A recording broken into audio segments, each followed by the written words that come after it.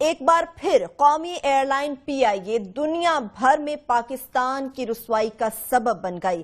London کے Heathrow airport پر پی آئی اے کے طیارے سے ہیروئن برآمد ہوئی ہے۔ برطانوی کرائم ایجنسی کی جانب سے اس بات کا دعویٰ کیا گیا۔ کروڑوں لوگوں کی عزت کو داؤ پر لگانے والے ادارے جن کو قوم اپنے خون پسینے سے اربوں کی تنخواہیں دیتی ہے، ایئرپورٹ فورس ہو، اینٹی نارکوٹکس فورس ہو، سیکریٹ ایجنسیاں اور دہشت کی علامت سمجھے جانے والی ایف آئی اے نے ملک کو بدنام کرنے میں کوئی کسر نہیں اٹھا رکھی۔ کیا ان کا کوئی احتساب ہوگا؟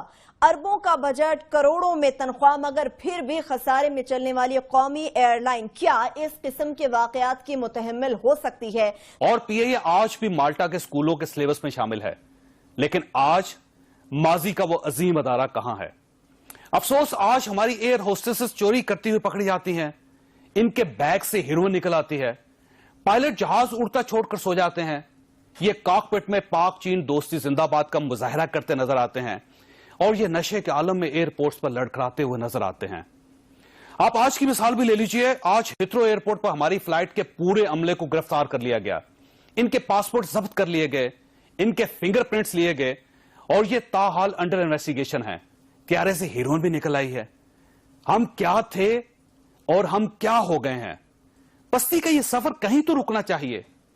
کوئی تو ہو جو اس ادارے کو پستی میں گرنے سے روکے جس پر پاکستان کا جھنڈا لگا ہے، جسے نیشنل فلیگ کیریئر کہا جاتا ہے۔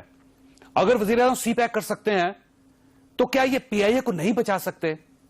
اگر نہیں بچا سکتے تو پھر یہ پی آئی اے کو بھی چین کے حوالے کر دیں، شاید اسی سے ہماری عزت بحال ہو جائے۔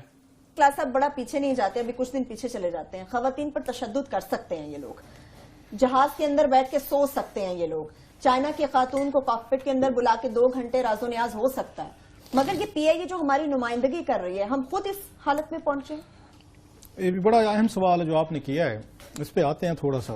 یہ جو واقعہ ہوا ہے، میں ذرا تھوڑا سا اس کا بیک گراؤنڈ اس کا بتانا ضروری ہے۔ یہ ٹیم ورک ہے، یہ کسی ایک بندے کا کام نہیں ہے۔ وہ کہا تھا نا وہ سردار والا جو لطیف ہے کہ کلے بندے کا کام نہیں ہے، تو یہ کلے بندے کا کام نہیں ہے جو کچھ کیا گیا ہے۔ یہ ریزن پوچھیں کیوں؟ کہ جہاز تک آپ نے جانا ہے، یہ ہائی سیکیورٹی زون ہے، جہاز جہاں کھڑا ہوتا ہے، جس نے لندن کی فلائٹ لینی ہے، اٹس اے سینسٹیو ایریا، بغیر اتھرائزڈ پرسن جہاز تک جا نہیں سکتا۔ اس کا ٹیگ لگا ہونا چاہیے، وہ امپلائی ہونے چاہیے، پھر جہاز کے آگے لوگ وہاں پہ کھڑے ہوتے ہیں، کوئی لوڈرز ہیں، کوئی وہاں پہ آپ کا کسی نے چیک کرنا ہے، آپ کو سٹاف ہے، ایون گراؤنڈ سٹاف بھی آتے ہیں، سب ایک کی چیکنگ ہوتی ہے، کلیئرنس ہوتی ہے سب لوگوں کی، وہ پھر جہاز میں اندر جا سکتے ہیں۔ جہاز کے اندر بھی مخصوص لوگ جا سکتے ہیں۔ اس میں جو میری کچھ لوگوں سے بات ہوئی ہے اس پروگرام سے پہلے، وہ کہتے ہیں اس میں جہاز کی جو آپ کی انجینئرنگ سائڈ ہے وہ انوالو ہے، کہ پورا جا کے انہوں نے اس کو فٹ کیا ہے نا۔ یہ جو فرما رہے ہیں نا آج کل ٹویسٹ دینے کی کوشش کی ہے، کوئی ساجد صاحب کو میں سن رہا تھا، پاؤنڈ یا ڈالرز کی وہ لے کے جا رہا ہے اور وہ جا کے وہاں فٹ کرے گا، وہ جا کے کھولے گا، اس کو پیچ کس کھولے گا، چیزیں کرے گا، فٹ کرے گا کہ میں آرام سے بیٹھوں۔ اس کے پاس بیگ ہے، اس کو جہاز میں تو نہیں پوچھنا۔ سو اٹ مینس کہ آپ ان پر مسافروں پہ نہ ڈالیں، یہ آپ کا انسائڈ جاب ہے، یہ آپ کا انسائڈ جاب ہے۔ اس میں آپ کی سب سے بڑا اس پہ کوشچن اٹھتا ہے 3-4 اداروں پہ۔ A S F airport security جو آپ نے فورس رکھی ہوئی ہے، آپ کے کسٹمز والے ہیں، آپ کی اینٹی نارکوٹکس یہ فورس ہے، جو عام آدمی جائے، ایف آئی اے عام آدمی چلا جائے ایئرپورٹ پہ، ذرا اس کے ساتھ ٹریٹمنٹ دیکھیں، سارے آ کے پڑھتے ہیں آپ کو۔ لیکن کتے انہوں نے رکھے ہوئے ہیں جو اگر ان کے ڈاگز ہوتے ہیں ان کو وہ کرنے کے لیے، دیکھنے کے لیے۔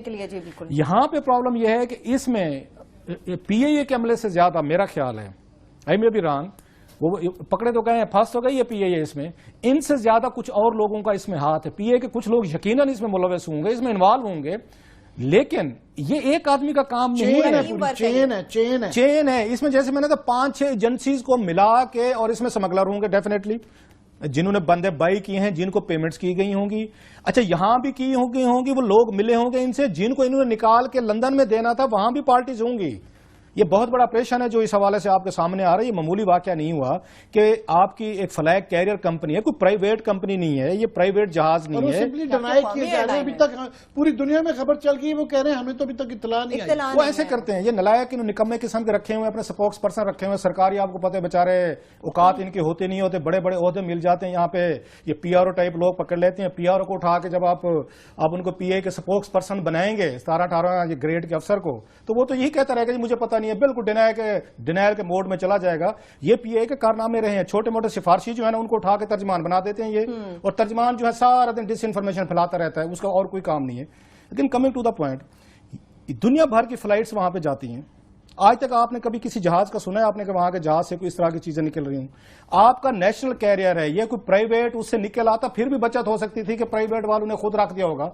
اگر آپ وہ آ کے سیکیور نہیں کر سکتے، آپ کی ایجنسیز ہیں یہ پیسے لے رہے ہیں. جیسے عامر نے کہا ہماری بدنامی کی حد ہو چکی ہے، اور یہ قوم جو ہے، ہم ایز اے قوم، یہ ہمارے لیے نارمل سی بات ہے. یہ اس سے پہلے کرکٹرز کا ہوا تھا.